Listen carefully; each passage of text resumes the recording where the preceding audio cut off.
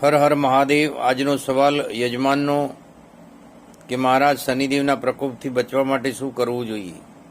તો શનિદેવ આ બ્રહ્માંડના ન્યાયાધીશ છે અને એમની દ્રષ્ટિમાં જે વસ્તુઓ છે એમાં સંપૂર્ણ દ્રષ્ટિમાં ભસ્મ કરવાની તાકાત અને એના અંદર કારગર ઉપાયો રાહત આપે છે જરૂરથી। કર્મના બંધનમાંથી મુક્ત કોઈ થઈ શકતું નથી, માટે કારગર ઉપાયોમાંનો એક કારગર અને સટીક ઉપાય એવો જરૂર છે કે જેનાથી રાહત મળવાની સંપૂર્ણ સંભાવના ન હોય, પરંતુ 50%નું ઘણું બધું આગળનું કાર્ય જે રૂકાવટ થયેલું છે એ પાછું ફરીથી ચાલુ થાય।